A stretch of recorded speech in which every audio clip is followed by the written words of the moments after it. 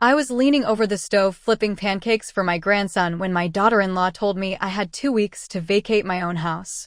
The griddle hissed, the dog barked because smoke set off that stubborn little alarm, and she stood in the doorway with her mug and a measured smile, as if we were talking about rearranging furniture instead of rearranging my life. "You'll take your sentimental things, Margaret," she said, her eyes traveling over the cabinets I had painted myself, "but we need to make the bedrooms usable for the kids.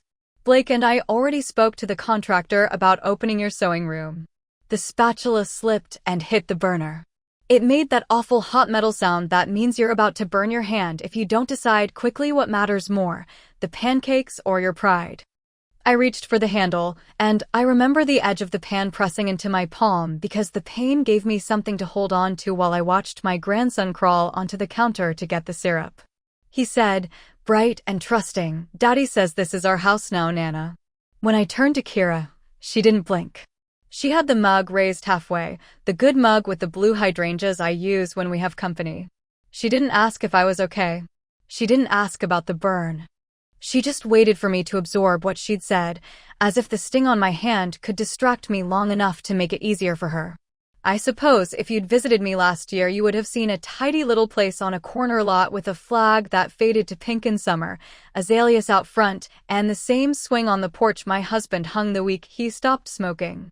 You might have smelled coffee at 6, cinnamon at 7, and bleach at 10, because I was the sort of woman who scrubs the sink even when nobody is coming over. I worked 31 years in the high school cafeteria, and for the last 5 of those years I managed the place, which means my hands know the weight of trays and the rhythm of lunchtime like they know the weight of my own purse." My husband, Eli, drove a long-haul truck until his heart went strange on him, and he slowed to part-time. He passed 4 summers ago on a Friday, when the clouds were stacked like laundry you didn't want to fold and the radio on the counter clicked from jazz to static. That day I learned how quiet a house can be and how loud a wall clock was meant to sound. I thought the worst thing left would be the quiet. I was wrong. Kira put the mug down on the breakfast bar, no coaster, and pulled out a sheet of paper from an envelope that still had a damp corner, as if it had been sealed in a hurry. "You've been talking about downsizing forever," she said, "and this is just the sensible way. Your name is still on it. We're not monsters, but there's a deed we filed so the house passes smoothly. You won't have to worry about repairs or taxes. We'll take care of the heavy stuff." It was the tone of a waitress explaining a menu item to someone who's already ordered the wrong thing. She slid the paper toward me like a check. I looked down and saw, in tiny print that glared like a headlight, the words "quitclaim deed" and the name Ellison typed twice and spelled correctly both times. There was a notary stamp on it, round and official, like a seal you don't argue with. I didn't recognize the signature above, Margaret Ellison, but it looked enough like mine that I felt sick. "You forged my name," I said, and my voice didn't break. It shrank, slid under the table, tried to hide behind the legs of the chairs. Kira laughed, not a mean laugh, but the kind you use when you think you've caught someone imagining ghosts. "Don't be dramatic," she said.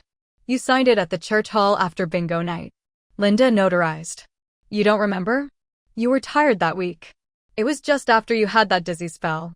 I put my injured hand under the faucet, not because it needed water, but because it gave me an excuse to turn away. I watched the thin line of steam, as fine as a thread, rise and disappear. "What dizzy spell?" I asked, because I remembered one afternoon in January when I stood too quickly after reaching the bottom shelf and the room tilted, and I had to sit on the mat by the sink until the tilt passed, but I hadn't told anyone. It had been my private little betrayal, a new joy of old age I didn't want to feed with attention. "Blake told us," she said, and took another sip. "He said you've been forgetting little things. He's worried. You left the oven on last week." I had left the oven on for 15 minutes after baking a potato, and I had noticed it and turned it off and told myself to pay better attention. I had also driven my car to the grocery that afternoon and remembered to give the neighbor boy's mother the library book she'd loaned me in November. But in our kitchen, with the griddle spitting like it had a temper and my grandson tapping his spoon in the maple syrup, the only thing that suddenly mattered was whether I could be proven forgetful. "You have 2 weeks, Margaret," she said, and she put the paper back in the envelope. "Let's do this with dignity." Blake came in then with his cheeks flushed from the chill, shrugged off his jacket, and ruffled his son's hair like he was applauding the boy for sitting still.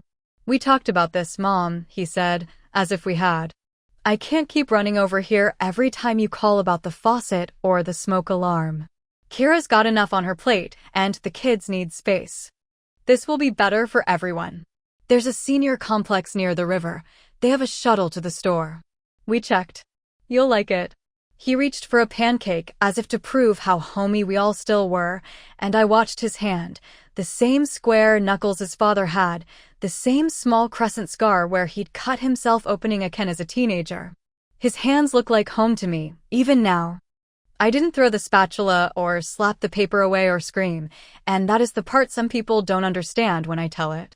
You think you'll rise like a character in a movie and deliver a speech, but what you do is run water over your hand and turn your face so you can swallow and make sure the dog has fresh water because he's looking at you, head tilted, worried. You do the next small ordinary thing so you don't drown. "If there's a deed," I said finally, and my voice sounded like someone else's, "I want to see the copy with the recording stamp. The county puts a number on it. Show me that." "We don't have to show you anything," Blake said, more softly than I expected. "But of course we will, because we love you. It'll be in the mail." The county sent a notice. "Linda mailed it herself. She said it's faster that way." And then he looked guilty for a second, a tiny flicker like a light bulb deciding whether to go out, because he and I both knew Linda's role should have ended with a stamp and a nod. She was the deacon at church, the woman who brought soup when Eli was in the hospital, the one who knew everyone's business without making you feel naked about it. She also ran a mobile notary service. I had given her the garage clicker when she came to witness me sign a Title 9 years ago because she was that sort of woman you hand a clicker to. The pancakes were burned. My grandson didn't complain. He drowned them in syrup and said, "It's okay, Nana, I like crunchy," and I smiled because you learn, if you live long enough, that quiet thank yous save lives. At that moment, I told myself I would not cry. I would not argue. I would not hand them my tears like currency. The house changed that day, even before they carried in the bins of children's clothes and set them in my hallway. The hall smelled like dryer sheets and lavender shampoo that wasn't mine. The sound of my old clock seemed to amplify, as if it wanted witnesses for the hours being moved around like chess pieces. They started small, which is how this kind of thing starts if the people are clever.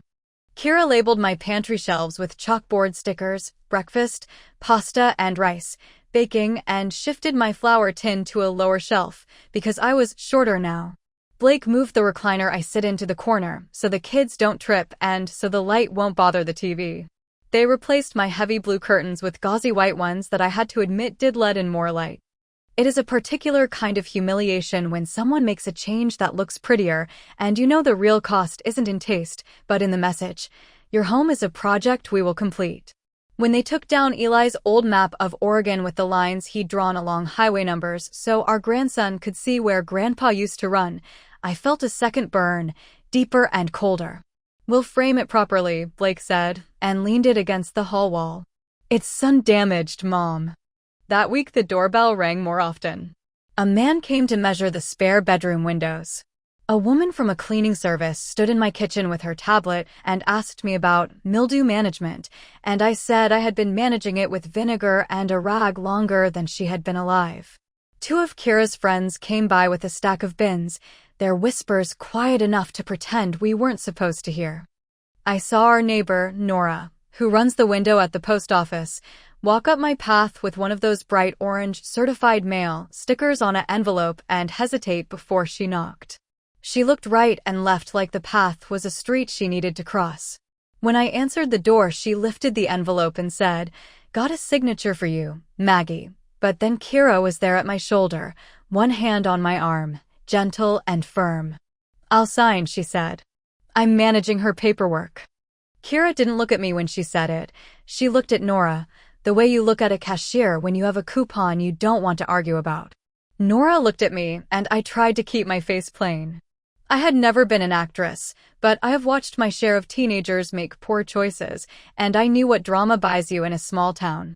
I made my face calm, like I expected to be held by the elbow. Nora's mouth pressed into a narrow line before she handed Kira the electronic pad. She didn't meet my eyes when she thanked me for my time. On the walk back to her tiny mail truck she paused, glanced toward my kitchen window, and then reached up to adjust her cap. I remember the funny way her fingers lingered at the brim, like maybe she wasn't adjusting anything at all. If you are wondering where my daughter is in all this, I will tell you. I have one child, Blake. We had a second once, but the second didn't make it past winter. I learned after that not to tell people everything. It saves them from rehearsing condolences they don't know how to deliver. Blake filled the house, made noise enough for 5 boys, and I poured my worry into casseroles and laundry and the sort of advice a mother thinks she's inventing, even though you can find versions of it sewn into the lining of every mother's heart. He married Kira 8 years ago when he was 28 and she was 30. She had a laugh you could hear across a church hall and neat nails and a head for Instagram sales. I liked her in a way that made me want to like her more, which is a dangerous start because it can go either direction. Early that week, I tried to talk to Blake alone. He was in the garage, sorting through the bin that holds Eli's tools, and I saw the back of his neck flush as he picked up a wrench like it had insulted him. Blake, I said, and I heard the way my voice used his name, the way I used it when he was 3 and had taken an extra cookie and was about to lie. If you need help, you ask. If you want to move in, we talk about it. But you don't file papers without my consent and call it dignity. He didn't turn right away. He set the wrench down carefully, lined it up with the others his father had oiled and labeled. It's my house too someday, he said. We're just making sure you're safe and we don't end up in probate hell. You don't understand what we deal with, Mom. The health insurance, the mortgage, the daycare wait lists, the car. We can't do it all.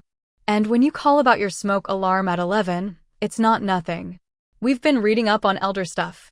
If you fall, if something happens. He swallowed and turned, and I saw the good boy he still was in flashes. I'm not trying to hurt you. Then stop, I said. If Linda notarized anything, I want to see it. I want to see a copy of my driver's license in her file and a recording number from the county. I want to know the date.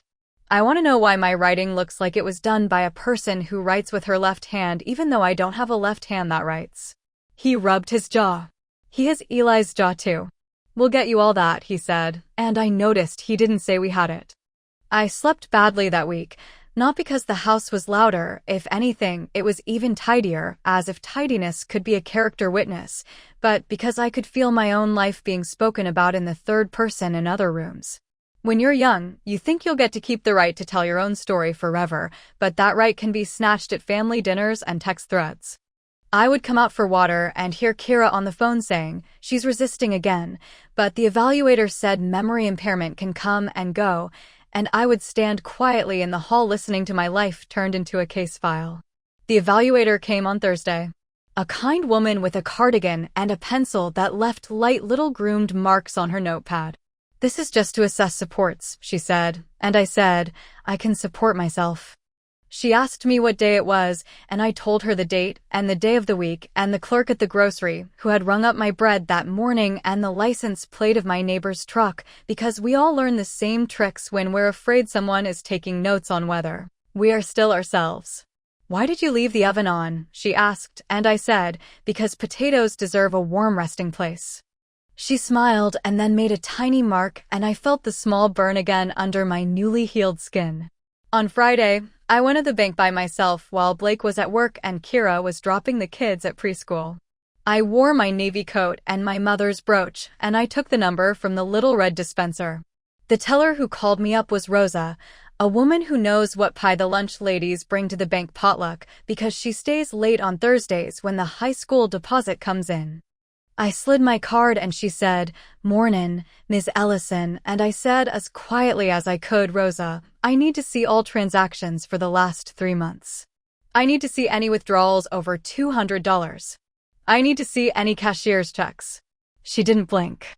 "Sure thing," she said, and clicked with the small speed of someone who has been asked more intrusive things with less courtesy.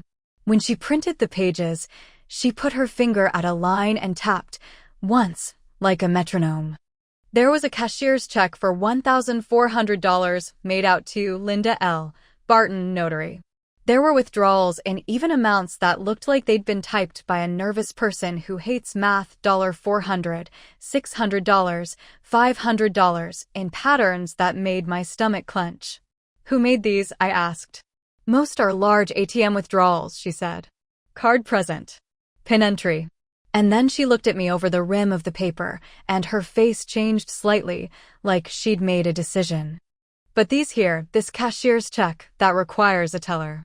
I wasn't on. It was on Monday. She leaned forward like she was about to smell the page. That was James. He's new. If you want a copy of the check, you can request it. How do I request it? I asked, because you think you know these things, but your brain never saves the details you don't think you will need. She turned a form and slid it toward me without saying anything else, as if she were practicing a kind of neutral that still carried hope. Her hand hovered a second near the pen like the way Nora had adjusted nothing under her cap.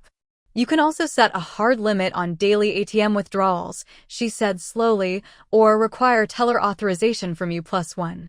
Some folks do that. We can mark the account for extra verification. Helps if other people have access. Who would have access? I asked, and then she gave me the look that says we're about to step onto thin ice together.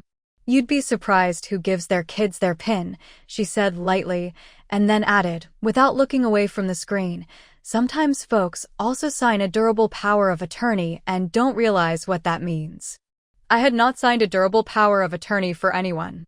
I knew what it meant because I had sat in a folding chair at the senior center while a woman from the county explained what the words durable and attorney do to friendships. I felt something in me lift its head and shake itself, like a dog woken by a noise we don't want to name. Rosa, I said, my voice suddenly steady enough to surprise us both. If someone has such a document here, can you see it? Not unless it's presented during a transaction, she said softly. But the system notes that one was seen. Flag placed. Last Monday. And then she did certainly and finally meet my eyes. Ms. Ellison, would you like me to print the last time your ATM card was used? The card in your hand, the one ending 3942. Please, I said. She printed. There it was, Wednesday at 2:08 p.m. An ATM near our house, funds withdrawn in an amount that was too round to be mine. I withdraw odd numbers, old cafeteria habit, leftovers, and change. The ticket was as smooth as a confession. I signed the request for the cashier's check copy, and I signed the form to put a hold on large withdrawals, and the one to require in-person verification for anything above $200. And Rosa stamped them with a firm thump that felt like someone hammering a nail straight. It'll take a few days, she said. But you'll get the copy, and the hold is active now. I walked home in the wind with the forms in an envelope inside my bag and a feeling like the world had tilted again, this time toward something like a plan. The fear that had been flapping all week quieted, like it had finally found something to land on. I didn't have a plan yet, but I had proof that my life had spilled onto paper without my permission, and paper is a language I know. I kept quiet, because I could see the net they were trying to throw was made of words like safety and forgetful, and the only way through that sort of net is slowly, without thrashing, until the strands slide off your shoulders. On Saturday, the church held a rummage sale. Kira insisted I come along. It will be good for you to see people, she said, and dressed the kids in little matching sweaters. Linda stood behind the bake table arranging banana bread like it could take the place of kindness. She waved me over with that bright, efficient hand. I need your chili recipe for the newsletter, Maggie. People were fighting over the last spoonful last year, she said. She leaned on her elbows and her gold notary seal winked from a lanyard. And I also need you to sign that thing we forgot last week. She held up a small manila envelope with her neat church lady handwriting on the front, and for the first time in a week, I felt something close to anger rise in me cleanly, without smoke. We didn't sign anything last week, I said quietly. I had a dizzy spell, remember? Her eyes flicked over my shoulder, toward where Blake was pushing the stroller and talking to Pastor Brian about parking volunteers. Well, you know, sometimes our minds. She let the sentence dangle and made a little runaway gesture with her fingers. Show me the copy you filed, I said. With the county stamp. I'll make sure my recipe is perfect right after that. For a second, the shine slipped off her face. I saw a woman who had done something she didn't expect to be questioned for. It wasn't cruelty, it was confidence.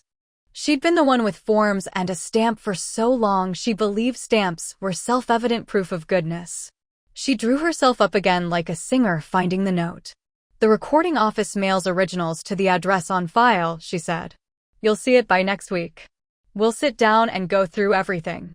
"We sure will," I said, and took a slice of banana bread I didn't want because my hands needed something to hold. Sunday night, Blake and Kira packed 3 boxes from my sewing room without asking which pieces of fabric were my mother's and which were cheap calico I used for practice. I watched my grandson climb into the bay window and press his nose to the glass while a truck idled at the corner and the driver ran into Nora's house with a pizza. Kids save more things than we realize: smells, sounds, the exact taste of a burnt pancake. "Nana," he said without turning his head, "when you go to the other place, can I have your blue chair?" Kira heard and laughed and said, "Don't be morbid, sweetie. Nana's not dying. She's just moving down the street." She said it like a joke, but down the street is how you talk when you don't plan to visit. That night, when the house finally shrank back to me and the dog took his usual place on the mat by the back door, I pulled my mother's recipe tin from the shelf and dumped it onto the table, not because I wanted to bake, but because I needed to find the real things left that were mine. Cards slid in slow cascades: brownies, church salad, pumpkin pie with extra cloves. At the bottom, stuck to the tin with a smear of flour like dried paste, was a small photograph I hadn't seen in years, a Polaroid of Eli standing by our first truck with a key held up like a trophy. Someone had written on the white border in my neat cafeteria manager print, "Box 618 at People's Bank." It was the key to the safe deposit box we'd opened in 1991 when Eli swore we needed a place for the title of the second truck and the little wad of emergency cash Maggie, you never know. We'd stopped renting it in 2004 when the bank changed hands and the fees went up, and I thought we'd closed it, but you can be wrong about old, dusty things that sit under new names. The realization slid into place with a click. If we had closed it, the key wouldn't matter. If we hadn't, someone could have used it. Someone with a stamp could have put a signature next to mine in a room with marble floors and good cameras. I sat there with the photo in my hand and felt my 2 lives, the one with Eli and the one here with my son's careful smile and Kira's measured kindness, touch each other and spark. The next morning, I went to the bank again. I wore my flat shoes and my old sweater with the pearl buttons so I would look like exactly who I was. When I told the young man at the information desk that I needed to inquire about a dormant safe deposit box, he said, "We can check the system, ma'am, but do you have a key?"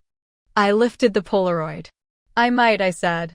He led me to a side office where the air felt like someone had changed it out for a fresher batch. Rosa wasn't on the teller line yet, but she saw me walking past and held up a finger. "Give me 2 minutes, Ms. Ellison," she called, and then she appeared in the doorway just as the young man pulled up a screen with a list I couldn't see. "What seems to be the concern?" she asked, with a smile that wasn't a smile at all. It was a rope you throw to someone in water. I slid the photo onto the desk and said, "Do you still have box 618? If you do, who accessed it last, and was there a power of attorney presented at that time?"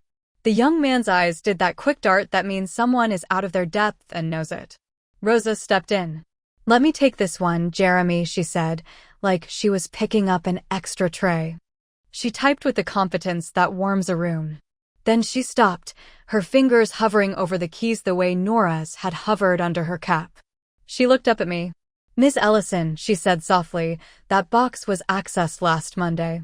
There's a note." She paused. A durable power of attorney was presented by a relative. And then she did what no one else had done for me all week. She chose a side and let me see it happen on her face. "Do you have time to sit for 10 minutes?" she asked. "I need to speak to my manager about what we can print for you. We can't give content lists, but we can record the fact of access, and we might be able to." She didn't finish the sentence. She didn't need to. She closed her mouth around it like you do when a good thing feels fragile. I nodded. I would sit all day if she asked. I would sit until the sky fell. Rosa left, and the young man fussed with paper clips and flyers about trust accounts that promised peace, as if the world had invented a version of peace you could open at a counter. While I waited, A thought slid in, unwelcome and clear. If Linda had notarized a power of attorney, it meant she had stamped my name onto something that could flatten me. If Blake had presented it, someone had told him that this was how adults do things when they are being responsible. If Kira had encouraged it, she had likely used words like simplify and streamline to make room for the check she had already cashed. You will want to know, listening to this, whether I got up and marched down to the church to confront Linda with her stamp still swinging from her lanyard. I did not. I breathed in the bank's recycled lemon scent, and I made a decision heavier than any lecture. I would stop arguing and start documenting. Rosa returned with a folder and a look that said she knew decisions like that when she saw them. We can confirm access, she said, and slid a printout toward me that showed a date, a box number, and the words POA presented, copy retained. We can also confirm who presented the document. She tapped the line under the note. It was your son. Did he look scared? I asked, and Rosa startled at the question. People who know they're doing something wrong look different. Did he look like that? She thought for a second. He looked tired, she said. And rushed. He said his mom needed help. He didn't act like he was getting away with anything. But then, people don't always. I put my hand on the table and flattened my palm to stop the tremor I hadn't noticed. I'd like a copy of whatever you can give me, I said. She handed me the printout and then, carefully, the request form for the cashier's check copy I'd filled out Friday. Also, Ms. Ellison, she said, lowering her voice, if anyone tries to use that power of attorney here again, we will require your presence. We can put that restriction on file. She looked at me as if she were asking permission to protect me. I nodded. She stamped another stamp, and the sound was so firm and sure it felt like a vow. I walked home with the folder tucked under my arm. The wind had shifted and leaves were doing that dry little dance they do when the season hasn't decided whether it's serious about leaving summer. Nora was outside sweeping her stoop. She looked up when she saw me, then down as if she were deciding whether to break a rule. Maggie, she called after a second, do you have a minute? I crossed the grass and she moved aside to let me up onto the porch. She kept her broom in hand like a prop. I've been thinking about that certified letter, she said, and glanced at the window of my house even though the curtains were drawn. I shouldn't discuss other people's mail. You know that. But you know how sometimes something doesn't sit right behind your ribs. I nodded because this was not a town where people used metaphors for long, but when they did, you listened. Nora reached into the pocket of her apron and pulled out a small thin slip of thermal paper, the kind that curls in on itself as it ages. This is just a copy of a receipt, she said.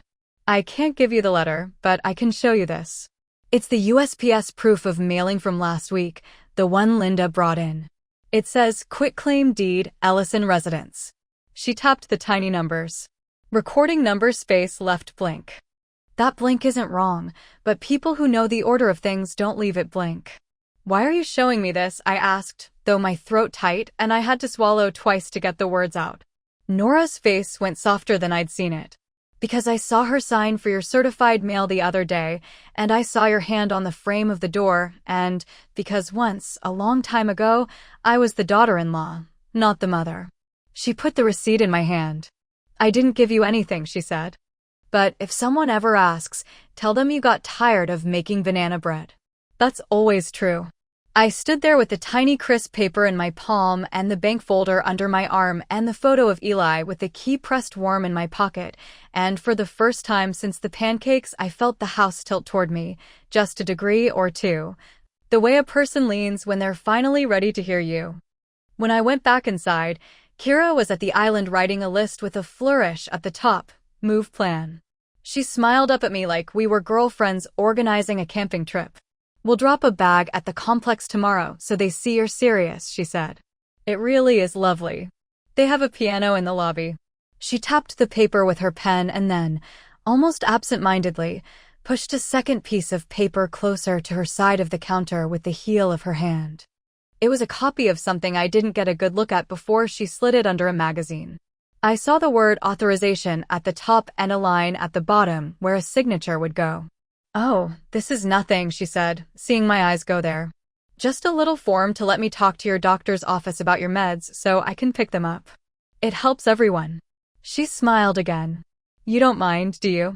I looked at the place where my name should have been. The place was not blank. No, I said, and I let the word sit there between us like a pebble on a chessboard. I don't mind at all. That night after they went to bed, I took the dog out and stood on the back step watching our breath rise in little spurts. I had made a decision that would sound weak if I said it out loud to anyone who liked slogans. I had decided to become the burden they needed me to be, just long enough to let the right offices look at the right papers with the right eyes. The evaluator would come back. The rules that require accounting when a power of attorney is invoked would wake up. The county recorder's office would open a window and ask for a number that didn't exist.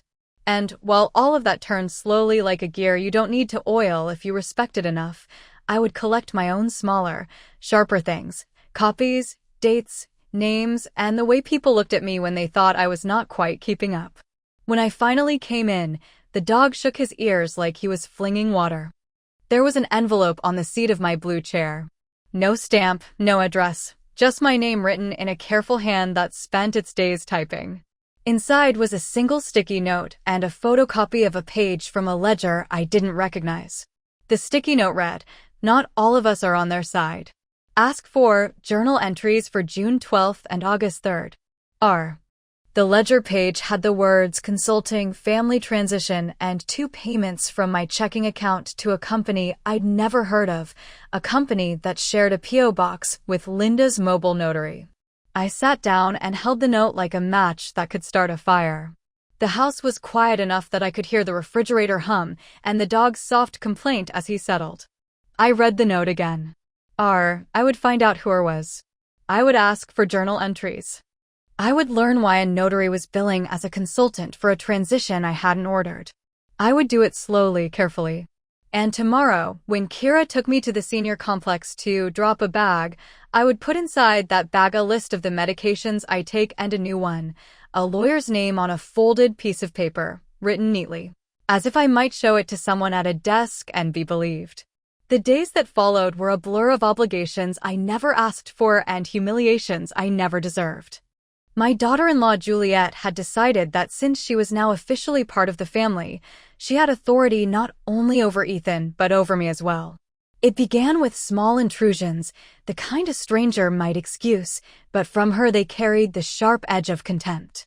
She would arrive at my apartment without warning, her expensive heels clicking on the worn tiles as if to remind me of the difference between us. She would open cupboards without asking, comment on my choice of groceries, and leave half-drunk coffee cups on my table. One Tuesday afternoon, she showed up with a glossy brochure in hand. Ethan followed a few steps behind, looking like a schoolboy caught between 2 adults. Juliet spread the brochure on my coffee table with exaggerated care. "Aurora, look at this residence. They have activities every day, a medical unit on site, even a hairdresser. Don't you think it's time you considered moving somewhere more appropriate?" She pronounced the last word with a smile so rehearsed that I wondered if she had practiced it in front of a mirror. I tried to keep my tone light. "I manage just fine here. This building has been my home for 30 years. I know every neighbor, every corner." Ethan cleared his throat. "Mom, Juliet's just worried. What if you fall one day?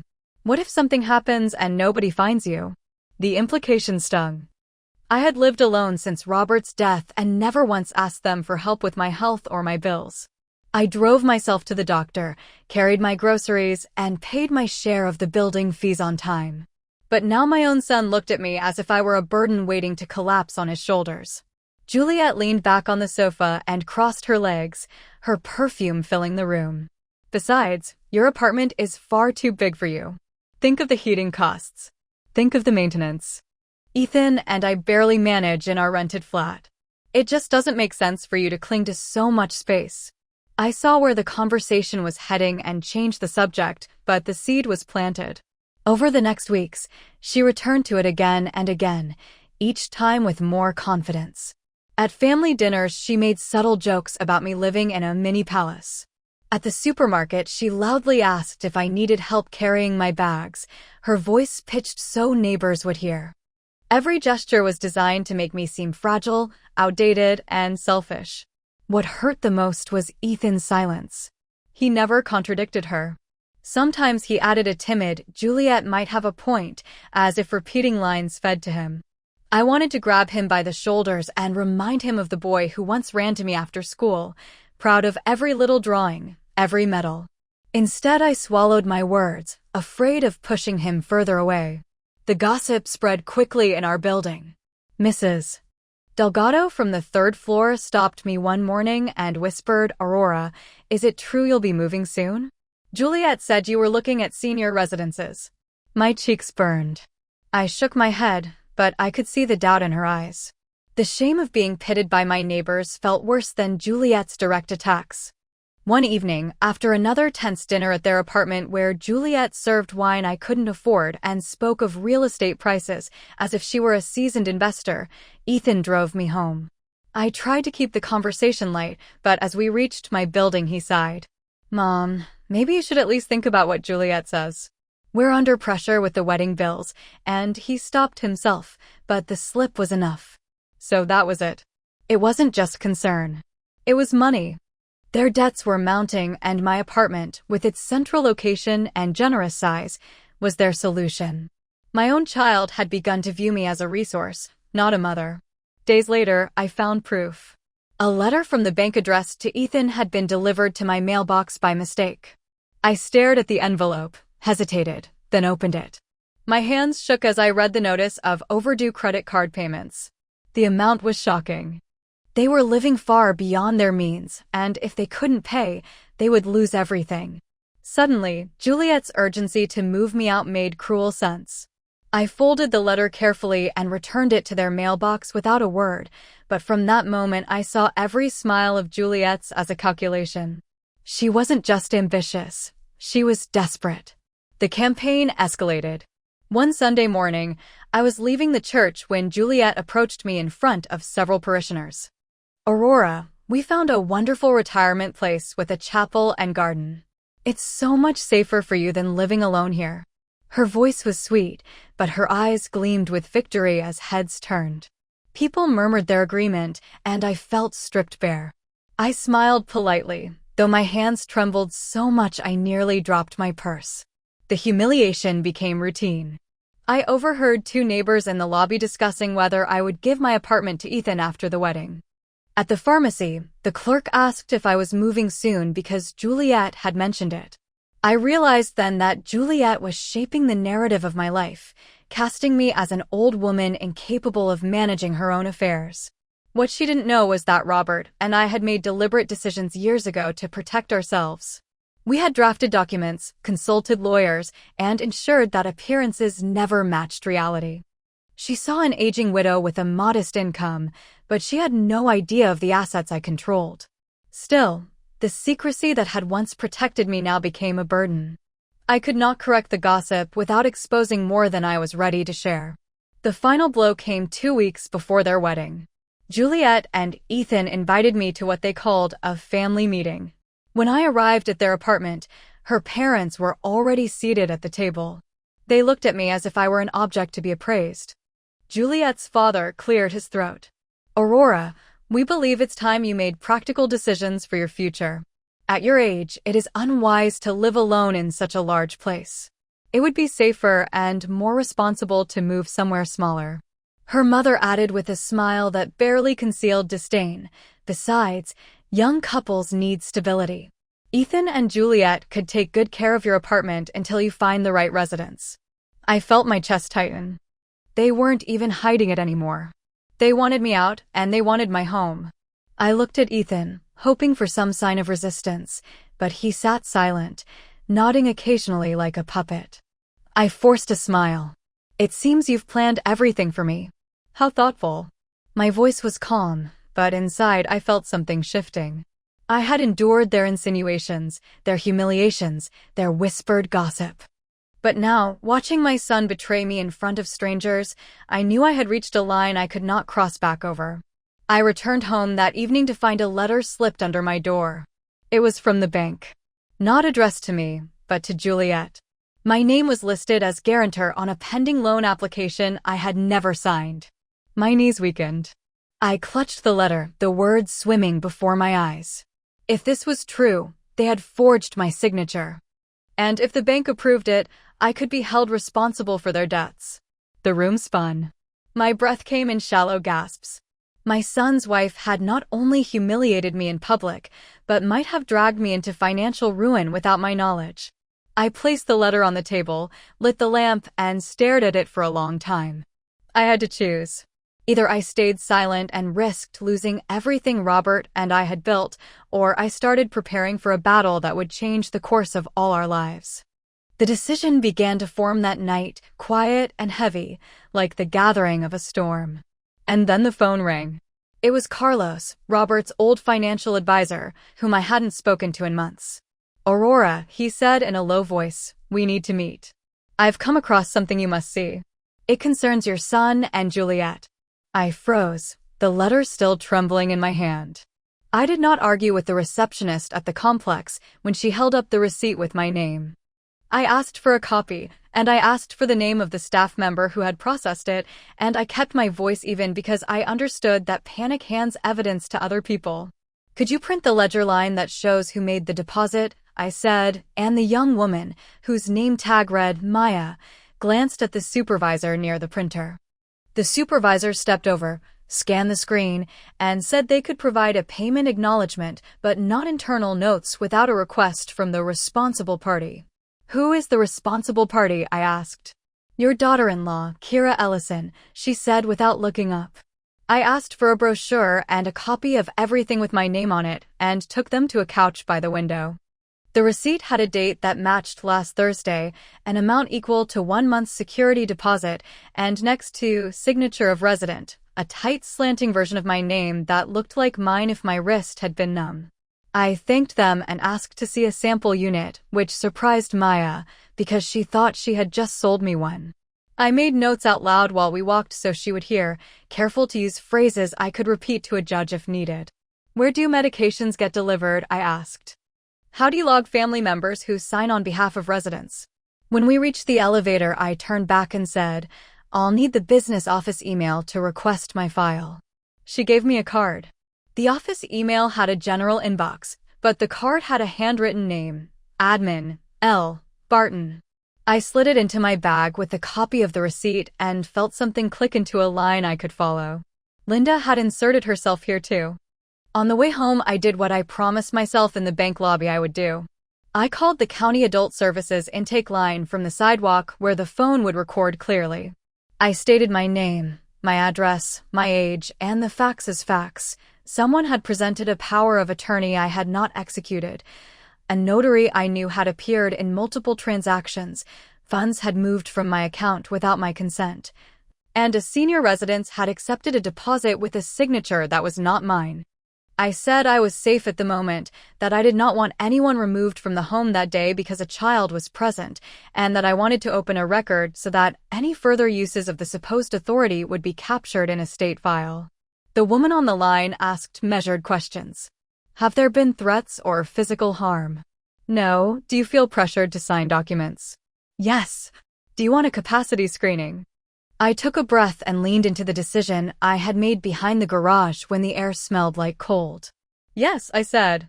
"And I want it conducted by the county, not by a provider recommended by my family."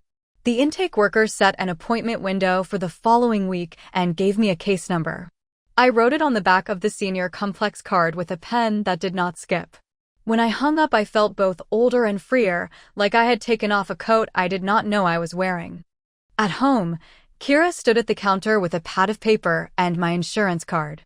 "I found the forms your clinic needs," she said, casual and cheerful like we were planning a picnic. "They require an authorization to speak to caregivers." I set the senior complex receipt on the island. "And I found the receipt the complex needs," I said. She smiled without looking. "Great. Progress." I kept my own voice mild. "Interesting how I signed it while I was baking banana bread," I said, and slid the paper so she could see my name. Her eyes flicked to it and away. "You must have forgotten," she said. "They let you sign when you toured last week." "I did not tour last week." I did not correct her. I stepped to the sink and ran the water so the sound would give me a moment to study my hand. I was going to let them build the case they needed to build, because the case they were building was not the one they thought it was. After lunch, I took my bag to my room and closed the door. I set the folder from the bank on the bed and added the senior complex receipt, the USPS slip Nora had slipped me, and the photo of Eli with the key. I went to my desk and opened a new spiral notebook. On the first page, I wrote journal entries because of the sticky note. On the second page, I wrote dates down the margin, June 12th, August 3rd, last Monday, Thursday. Next to each, I wrote what existed: cashier's check to Linda, safe deposit access, deposit at the complex. Then I wrote Rosa, Nora, and L. Barton, P.O. Box, so I could see names and arrows. It was an old cafeteria habit, the way I would stack orders in my mind before the bell. I needed a lawyer. I had not used one since Eli, and I signed our will 10 years ago. I was careful about who I would call because the wrong advice at this stage could turn facts into feelings that could be challenged later. I called the legal aid elder unit first because I wanted to hear the clean version of my rights from someone who did not earn a fee by escalating a fight. A woman named Tamsin called me back and said, "I can't represent you directly if you own a house without a mortgage, but I can advise." Record this in a notebook. Powers of attorney do not transfer ownership. They create duties for the agent. Duties require accounting. If anyone uses it, they owe you a ledger. If they moved property with a quitclaim deed without your consent, that's a separate act. Check the recorder's index today. She gave me the public website and told me which search fields to use. Also, ask the notary for her journal. In our state, notaries must keep a sequential journal of every act. They must record your ID. Ask for a copy of the page with your name. If she refuses, file a complaint. And one more thing, do not sign anything right now, even if it looks like a harmless medical release. Abusive agents smuggle broad language into innocuous forms. I thanked her and wrote her instructions in my notebook word for word. I opened the county recorder's website and typed my name in the grantee field. A deed recorded 2 days earlier appeared with a document number and an instrument type, quitclaim. I clicked the index. It showed a transfer from Margaret Ellison to Blake Ellison and Kira Ellison as joint tenants with right of survivorship.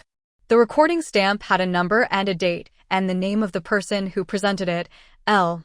Barton, notary. My throat went dry anyway, even though I had expected it. I needed the image, not just the index, so I requested the certified copy online for pickup. At the bottom of the screen, the fee showed a small total that was the cheapest thing that had happened to me all month. I printed the index page and tucked it into the folder. Then I wrote the next step underlined. Notary Journal Request. I called the church office and asked for Linda's mobile service number as if I were a stranger. When she answered, her voice was bright. "You caught me between signings," she said. "What can I do for you?" "I need a copy of the journal entry for the day you notarized my signature," I said, and left the sentence open. There was the smallest pause. "My journal is confidential," she said. "I cannot disclose other people's information." "I'm not asking for other people's information," I said. "I'm asking for the line with my name. The law requires you keep a journal and produce copies upon request from the signer. I'll pay for the copy and your time." She tried another angle. "The journal's in storage. It'll take some doing."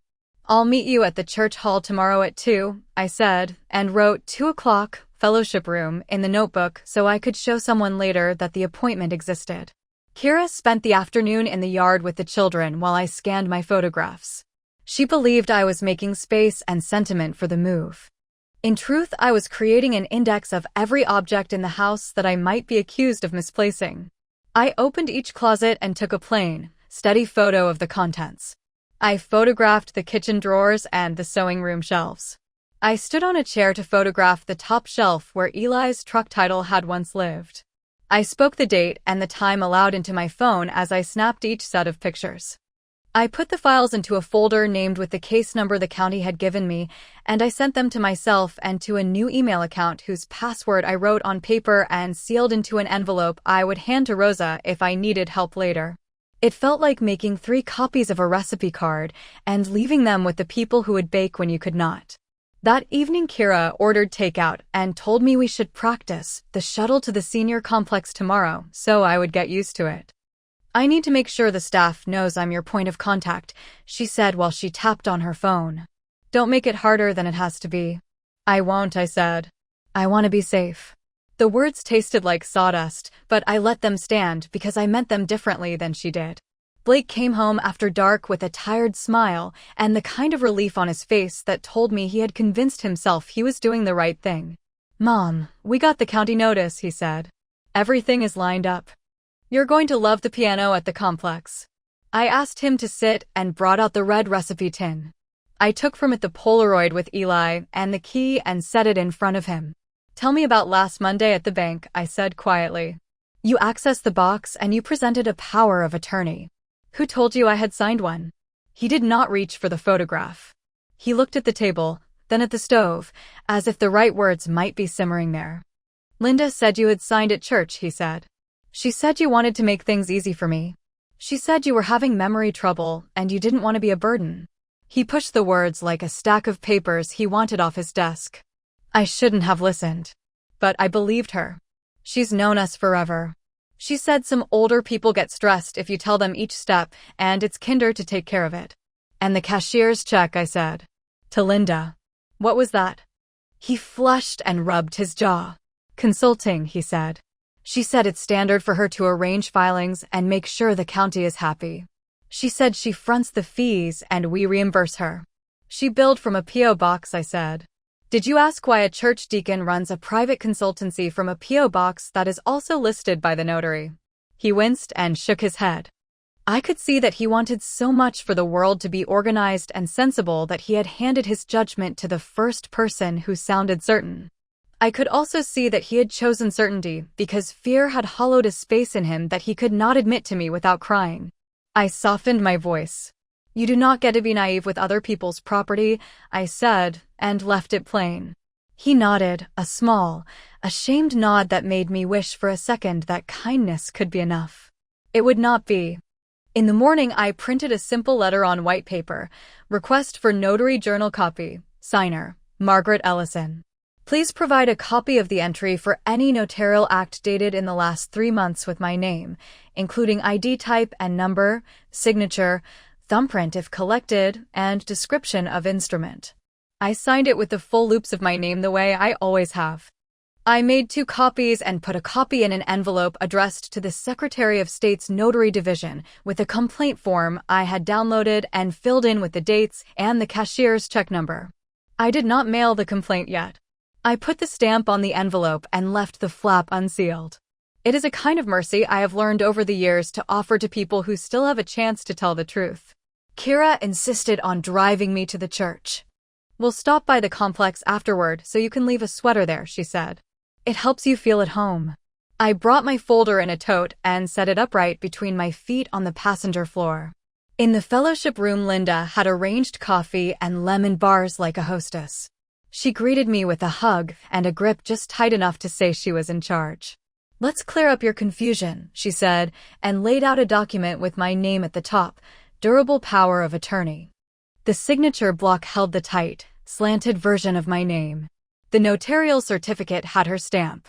The witnesses were 2 people I recognized from church who had never once stepped into my home. You signed this in the hall after bingo, she said, cheerful, brisk. You said you didn't want to deal with insurance and bills after your spell. Those witnesses saw you. A woman from the quilting circle nodded from the coffee urn as if she had just remembered something pleasant. I kept my gaze on the paper. Show me your journal entry, I said. And your copy of my ID. She flinched almost invisibly before turning with exaggerated patience to her tote bag. I don't carry it with me, she said. I told you it's in storage. Your stamp is in your tote, I said, nodding at the metal clamshell. Your journal should be with it. The law likes sequential records more than tote bags. She lifted her chin. Margaret, I am trying to help you and your family, she said. Don't make this adversarial. Kira put a hand on my arm as if to soothe me and to show Linda we were all on the same page. I slid the letter across the table. Here is a written request for the journal copy and ID page, I said. Please deliver it within 5 business days. I placed the stamped but unsealed complaint envelope next to it and met her eyes. It will save me a trip to the post office. Her smile thinned. You're not yourself lately, she said. We're all concerned. It was the line they had agreed upon, the one that let them explain away any protest. I knew better than to argue. I said, I have an appointment with the county evaluator next week, and I appreciate your concern. I turned to Kira. And you'll be here for that, as you've taken such an interest. Kira smiled too widely and said she would.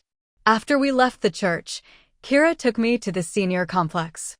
While she spoke with the desk about furniture layouts, I stepped into the side office and asked for the residency agreement copy that had my name on it. Maya printed it and I read each line standing up. The line titled Authorized Contact listed Kira with unrestricted next to it, and my signature line was dated the same day as the deposit receipt. Who collected the signature? I asked. The business office, Maya said. Admin Linda Barton handled the file. I asked if they keep ID copies. We store them in the resident file, she said. We could show you your own file if you make a written request. I wrote one on the spot, on the back of the brochure, signed it, and took a picture of it on the counter. Kira's voice drifted from the lobby, bright and sure, telling someone that I thrived with structure. I made a note to myself to bring Nora with me when I came back for the file, so there would be a witness with a good memory for numbers and when a space is blank. Back home, I called the recorder's office and asked for the procedure to challenge a recorded deed. A clerk explained calmly that a recorded instrument is presumed valid until set aside by a court, but that I could file a notice of claim and request an expedited hearing if I alleged fraud by a fiduciary. If an agent under a power of attorney executed the deed, that's a fiduciary act, she said. They owe you a duty of loyalty and accounting. I wrote down duty, loyalty, accounting. Then I asked what happens if the notary's commission is under investigation. The court will consider it, she said. But the stamp alone doesn't validate a forgery. Evidence does. File a police report. It felt strange to write police next to my son's name, but I did it. I do not like recording people, but I have learned from 3 decades of managing teenagers at lunchtime that written words sour less in the air than spoken ones. I followed the law and used writing everywhere I could. I texted Blake and Kira with summaries of our conversations and questions phrased so that a future reader would understand I had asked for clarity. Please send the recording number for the deed you filed, I wrote. Please send me a copy of the power of attorney and the contact information for the witnesses. Kira replied within a minute, it's handled. Don't stress. I replied, please send by end of day. Thank you. She sent a photo of the index of the deed, the same I had already printed, and wrote, this proves it's done. I replied, thank you. Please send the POA and witness contact details. No reply. That night, I moved the blue chair back to its original place by the window and sat there with the dog's chin on my foot while I planned. I was not going to win a shouting match in my kitchen. I was going to build a file that showed a pattern and a timeline that a bank, a judge, and a social worker would recognize. I listed names: Rosa the teller, Nora the post clerk, Maya the receptionist, Tamsin at legal aid. I listed events: cashier's check to Linda, bank access with POA, senior complex deposit, deed recorded. I listed next actions: safe deposit surveillance request, notary journal, senior complex file, police report with case number, bank copy of cashier's check image, set daily withdrawal limit, done. I wrote reversal lever and under it accept help to trigger accounting duty. That meant I would, for a very short period, let them act like agents while I documented each act. The duty to account would attach like a tag they could not remove later. I called Rosa when the bank was quiet, just before closing, and asked about the cashier's check image. She said the copy was ready and I could collect it in the morning. Also, Ms. Ellison, she said, lowering her voice in a way that told me she had stepped back from the window, there's a note on your account I didn't put there. It says agent authorization. K. Ellison may request balance information and cashier's checks for elder services. It's typed in a way that doesn't match our internal format. I can't see the attached document because it's marked external only, likely an upload. I asked her to print the screen that showed the note and the date it had been added. I'm bending a rule to print a screen, she said. But I can give you a summary letter stating the presence of such a note and the date. Do that, please, I said, and thanked her in a way she would remember if anyone asked later whether I had pushed her. When I arrived at the bank, Rosa handed me an envelope. Inside was the image of the cashier's check. The memo line said consulting fee, family transition, and the endorsement on the back was stamped Barton Mobile Services for deposit only, with the same P.O. box I had seen on the sticky note photocopy. I ran the journal entries for June 12th and August 3rd per your note, Ms. Ellison, she said lightly. Those show internal notations, customer accompanied by third party, and we keep camera footage for 90 days. If you want to request it, I can tell you the exact time window. She wrote the windows on a separate piece of paper and slid it to me.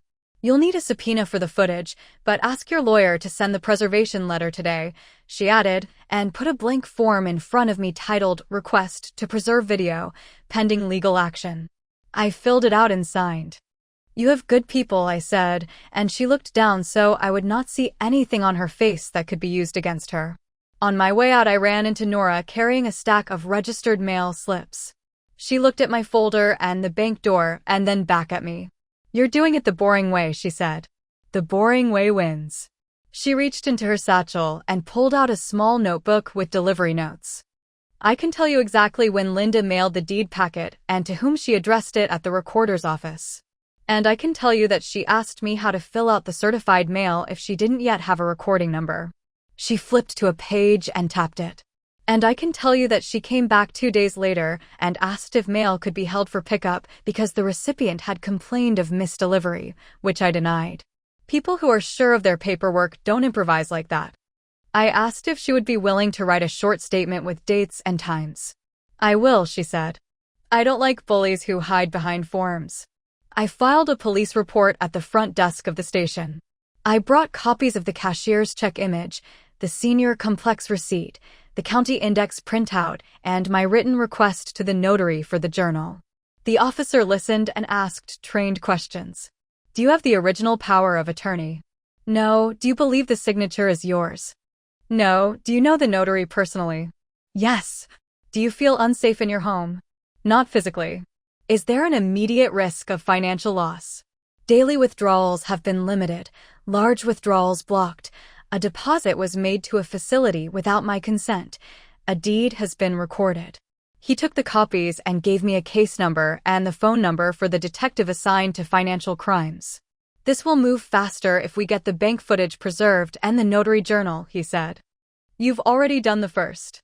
I nodded and left with a thin satisfaction of knowing that if anyone attempted to tell this story later with soft edges, there would be a report number someone could call.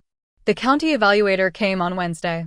I had set out my medications, a calendar with my appointments, my grocery list, and the folder with the documents in plain view because I am not afraid of being known. Kira sat at the table with a notepad and a protective smile. The evaluator asked me to draw a clock, to recall 3 words, to count backward by 7s, to name the president, to show her how I set up my pillbox. I did each calmly and then asked if I could read back to her the case number and the date of the appointment she had given me last week. She smiled and said yes. Then she asked about finances and support. Kira leaned forward. She's been very forgetful, she said. She left the oven on. She calls about the smoke alarm. She gets dizzy. I turned my head and looked at the evaluator. I have 1 dizzy episode in January, self-resolved. I left the oven on for 15 minutes once and turned it off myself and wrote a note that says, check. My smoke alarm chirps because it is old. I have managed a cafeteria, a household, and this property. I need respect, not a handler. The evaluator wrote quickly and then asked me, do you feel pressured to sign documents? Yes. She noted it. Kira shifted in her chair and smiled firmly. We're just trying to keep her safe. The evaluator looked at her and said in the same even tone she had used with me, agents under a power of attorney owe fiduciary duties. If a POA is in use, we will need an accounting. Kira's pen paused midair and then resumed moving. That afternoon, I received an email from the recorder's office saying the certified copy of the deed was ready for pickup. I signed for it and sat in my car to study it. The signature that was supposed to be mine had two traits that always show up in my hand, an open-top G and a tight R, but the spacing was wrong. It looked like someone had traced me after watching me sign a dozen birthday cards. The notarial certificate claimed I had appeared personally before Linda with my driver's license and that the witnesses had observed. The date was the same as the deposit receipt at the senior complex. Unless I have learned to be in two offices at once, that was a problem for Linda. I gave a copy of the deed to the detective and to Tansen at Legal Aid, who referred me to a private elder law attorney, Mr. Malik, whose office had the quiet carpet and clean tables that I trust. He listened without interrupting while I laid out the timeline, and then he leaned back, folded his hands, and spoke plainly. We will file a petition to invalidate the deed on grounds of fraud and breach of fiduciary duty. We will ask the court to suspend any agent powers pending the outcome. We will serve the notary with a subpoena for her journal and copies of your ID. We will ask the bank to produce the cashier's check image and any notes authorizing third-party access. We will send a preservation letter for surveillance. Meanwhile, you will not move out. You will accept reasonable assistance in a way that ensures the duty to account attaches. Keep a log of every mile driven, every errand, every bill they pay or attempt to pay. We'll ask the court to require a full accounting. If there's a forged signature, it will not survive light. He looked at my hands. Do you want a restraining order? Not unless I need one, I said. A child lives here. I don't want him used as a rope in a tug-of-war. He nodded. Then the cleanest path is documentation and court. It will feel slow. It is strong. On my way home, I stopped at the senior complex with Nora. We asked to see my file. Maya hesitated, looked at Nora's postal badge, and then printed the copy of the authorization page and the ID page. The ID page showed a photocopy of my driver's license with the wrong issue date. The signature on the authorization matched the slanted version on the deed. At the bottom, in fine print, was a note. Admin admit, L. Barton. I asked if residents commonly had family sign. Maya said yes, but only with a medical letter acknowledging the need. Do you have such a letter in the file? I asked. She checked. We have a note from Dr. Winter's office that says release okay to caregiver, she said. No capacity letter. I asked for a copy of the note with the letterhead. It was a fax header with a date and the name of a nurse I did not recognize. I thanked her and took Nora for coffee, where she wrote a witness statement on her postal pad listing the time and the copies she had seen. You don't need fancy, she said. You need dates. I went to Dr. Winter's office the next morning with a small bag of oranges for the receptionist, because I am not above reminding people I am a person with a name. I asked for a list of all authorizations on my file. The receptionist pulled up the screen, frowned, and said, there's a faxed authorization that came in last Tuesday from a number that looks like it was sent from a drugstore fax machine, not a clinic. It says family caregiver. There's no signature on our line. It's a copy of a signature on a different form pasted in. She printed it and the fax header without my asking. Do you want this flagged? She said. Yes, I said. Only communicate with me directly and with the caseworker whose card I will bring you. She put a note in the system, and I left with paper that felt more solid than any speech. Kira's next move was a gift I had expected. She announced at dinner that she had scheduled a moving company for the following Friday to take my essentials to the complex so I could settle in. I sipped water and asked which items she had listed. She named the blue chair, my bed, my sewing machine, and 2 boxes labeled papers. I nodded and wrote the list on my pad. Good, I said. I will inventory those boxes now in your presence. Please bring your phone. She rolled her eyes and followed me to the sewing room. I opened the first box and narrated its contents as I stacked them. Tax folders, the will, insurance binders, Eli's service records, the title to the car, the photo of Eli with the key. I made Kira hold each so she could not later say she had not known what was in the box when it left the house. I took photos and asked her to take photos and text them to me so that her phone would bear the same record. She complied with the strained patience of someone playing a part she thinks the audience expects. When we reached the will, she could not help herself. You don't need that anymore, she said. We've consolidated everything. I felt the old burn rise and pressed it down. My will stays with me, I said. Please photograph both sides. She did, and I felt the room tilt a fraction toward me again. Thursday evening, I placed both boxes by the door and told Blake and Kira that I would meet the movers at the complex myself. No need for you to carry things, I said sweetly. I want to meet my neighbors. Kira smiled with relief, not hearing what I had said. If I signed anything there, it would be my own pen writing next to my own eyes. At midnight, I woke and went into the hall for water. The boxes were no longer by the door. I checked the living room and the garage. They were gone. A flush of cold went through me that had nothing to do with water. I went to the back door and saw fresh tracks on the mat, and the neighbor's motion light tripped. I checked the sewing room. The file drawers were open. The spot where the folder with the deed copy had been was empty. I stood in the doorway and listened. The house was quiet. Everyone asleep. Or they wanted me to think so. I did not wake them. I took out my phone and photographed the empty place where the boxes had been and the open drawers. I messaged the caseworker's nightline with a single sentence. Papers removed overnight from my home without my consent. Moving day set for tomorrow. Please call in the morning. I put the remaining binders into the trunk of my car and locked it. Then I sat in the blue chair until the dog came and put his head on my knee. I breathed in and out until the clock struck what it always strikes and knew I was past the line where negotiation could work.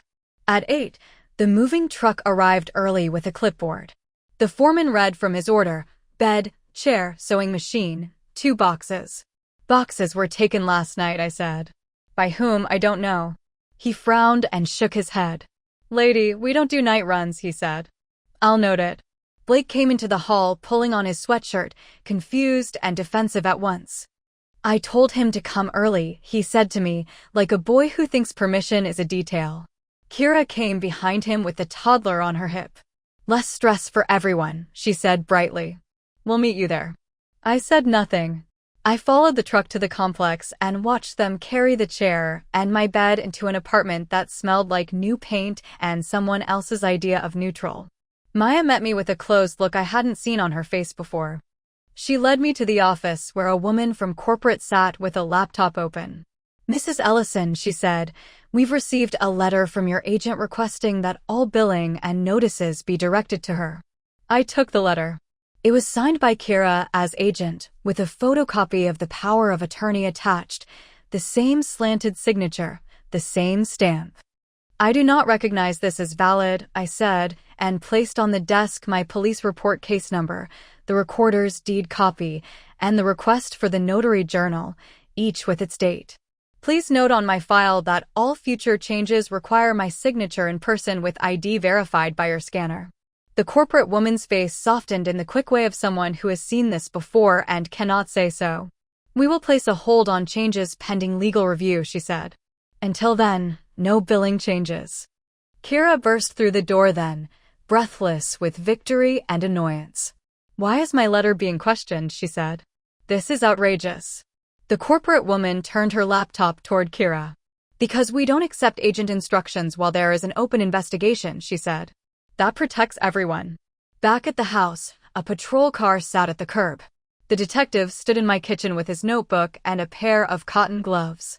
He asked for permission to dust the drawer handles. I gave it. He photographed the doormat and the scuffs by the back step.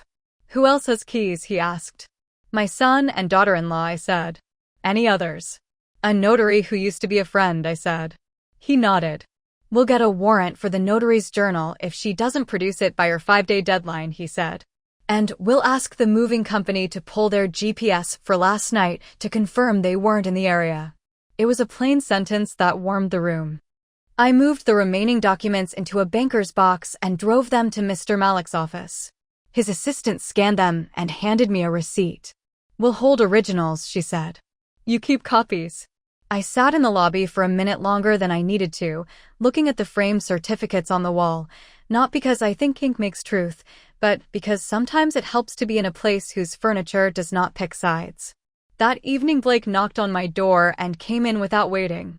He saw me at the table with the folder and closed the door behind him slowly as if doing so would muffle the weight of his next words. Mom, he said, and his voice wavered, where did you take the boxes? I studied his face. He wasn't lying. He truly believed they had been by the door when he went to bed. He truly believed someone else had moved them. They were gone when I woke, I said. If you did not move them, someone did. He ran a hand through his hair and sat.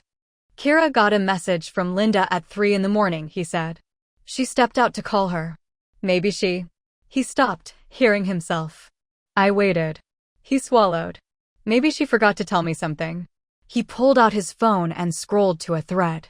I saw Linda's name and a string of messages with timestamps after midnight. She said we had to secure sensitive items because of the investigation, he said, and he looked at me with shame and a plea he didn't know how to phrase. Mom, I didn't know. I waited until he looked up. You must start to know, I said. Knowing is a decision. He nodded and took a long breath like he had just remembered how to do it. The next morning my phone buzzed with an email from Mr. Malik's office. The subject line read, Notary Journal Response. Linda had emailed a single page of her journal with a blurry line that claimed an entry for my name, but the ID number listed was 1 digit off from my license, and the thumbprint box was blank. Under instrument description, she had written, General POA, Elder Convenience. Mr. Malik had already replied to her requesting the unredacted page with the sequential entries and a copy of the ID image used, with a warning that failure to produce would result in a motion to compel and a referral to the commissioning authority. I read it twice and felt the tiredness of a week lift an inch. At noon, Rosa called. You asked me to keep an eye on attempts, she said. Today someone tried to initiate a wire from your account to an investment account in the name of ENK Family Holdings. We flagged it, blocked it, and it prompted an on-screen message to call the joint agent. The number listed was not your son's. It was the notary's mobile. She paused. Ms. Ellison, the system is now set to require your verbal confirmation for any transfer. Be prepared for pushback at home. I thanked her and wrote wire attempt blocked on my timeline. I came home with a bag of groceries and found Kira in the living room with Linda, both of them standing like people who had been rehearsing. Linda held a manila envelope and a small stamp pad. Let's put this to bed, she said brightly. We'll do a fresh power of attorney now so everyone is happy, and we'll go to the bank together. No, I said. I will not sign anything with you. The shine on her face cracked. You're being uncooperative, she said, stepping closer. You don't understand paperwork. You're going to make things complicated and expensive. I do understand paperwork, I said. I understand it enough to know that someone tried to wire funds today to an account that does not belong to me, and that they thought they could do it because of a document you stamped. She blinked and recovered in the practiced way of someone who thinks speed is a substitute for truth. You're confused, she said. It was for your benefit. Her eyes cut to Kira, who looked back blankly, wanting a line to read. Linda put the envelope on the table and pushed it toward me. Just sign, she said. We'll keep it simple. I reached for the envelope slowly and slid it back toward her. No, I said. Leave my house. I will speak to you when the court instructs me to. Her jaw tightened, and for a second I saw the part of her that believed her stamp made her untouchable. She picked up the envelope and turned toward the door in a stiff half-circle. Kira lingered, torn between her ally and the reality forming on our table. Kira, I said, sit. She's Saturday. Tomorrow morning, I will meet a detective at the bank to review footage of the safe deposit area. If it shows what I think it shows, there will be charges. If it does not, we will still be in court within the week. I looked at her so she could see the part of me she had miscounted. If you want to raise my grandson in a house where he can look at you without shame, you will stop now and help me clean this up. She opened her mouth, closed it, and nodded once in the smallest way, and then her phone buzzed and the moment snapped. I went to the porch to breathe. Nora was standing on the sidewalk as if she had tried to decide whether to ring the bell. She held a small brown envelope the size of a greeting card. I think this belongs to you, she said. The mail carrier found it in the blue collection box this morning with the flap torn. It's addressed to the Notary Commission, and the return name is yours, but the handwriting isn't.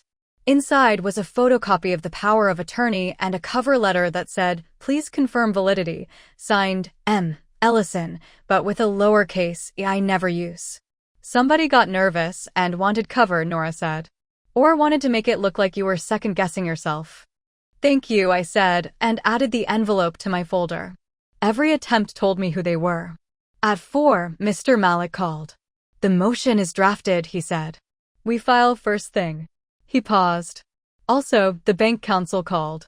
They received our preservation letter and will hold the safe deposit footage." The manager mentioned something we did not know. The safe deposit room log shows 2 entries that day. Your son at 9:12 a.m., with a woman identified as notary, and at 9:38 a.m. The same woman alone. He let that sit.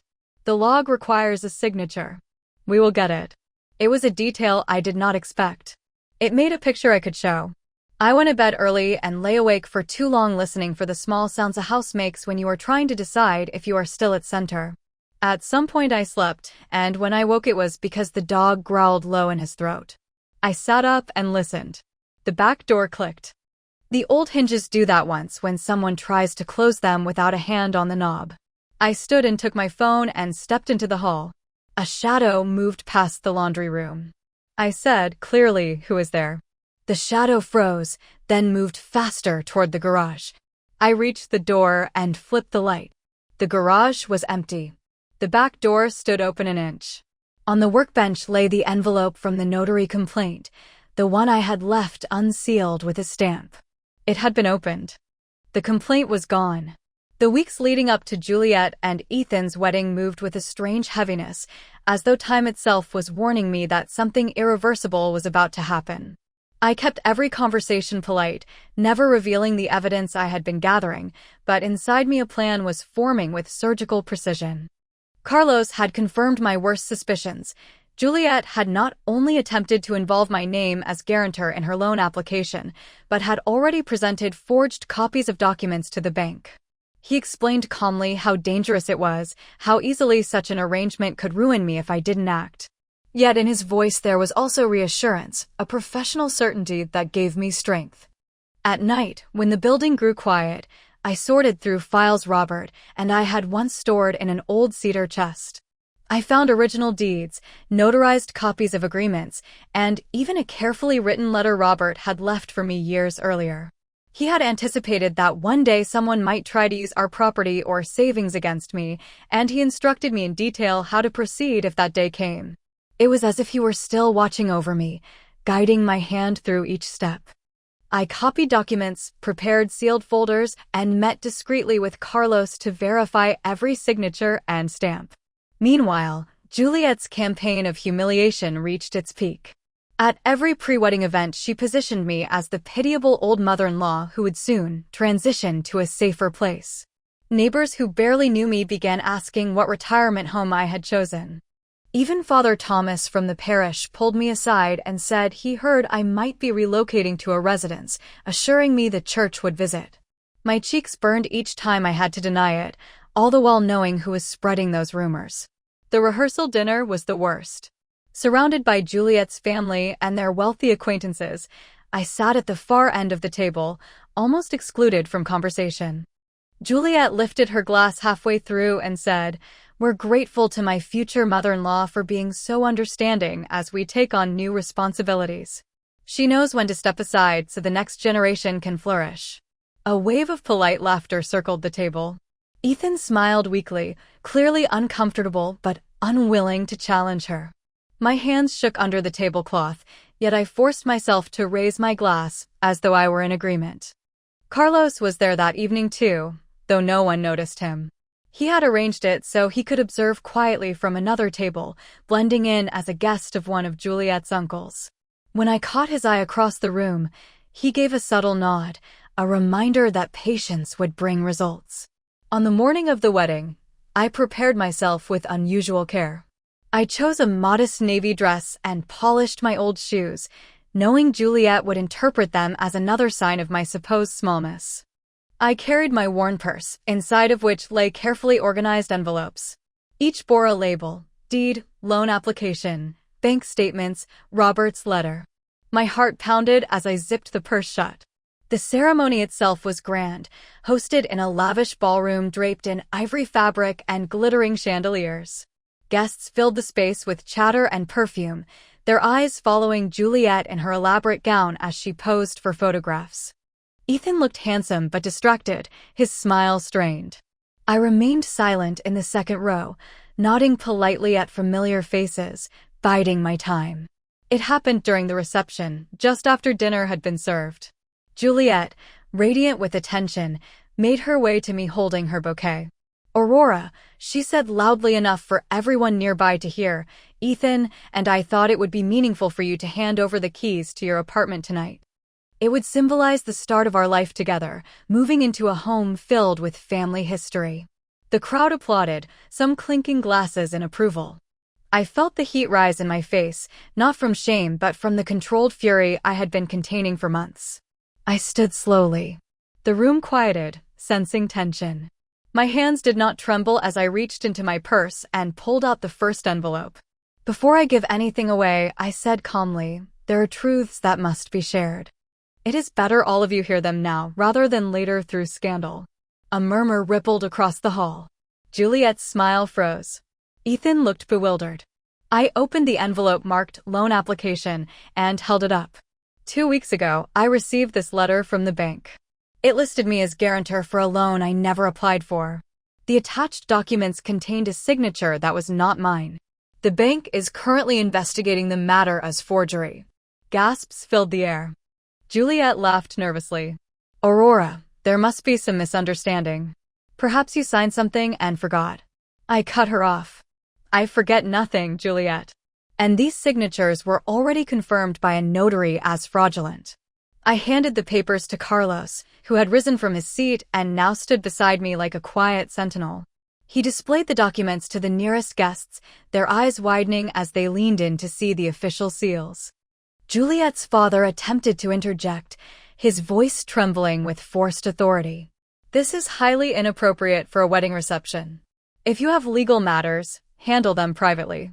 Carlos spoke firmly for the first time. "As a licensed financial advisor, I can assure you these matters are not private when fraudulent use of identity is involved. Mrs. Hughes was targeted, and those responsible should answer for it." The room turned tense, whispers running like fire across the tables. Ethan had gone pale, staring first at the documents, then at Juliet. She tugged at his sleeve, whispering something, but he did not move. I reached for the second envelope.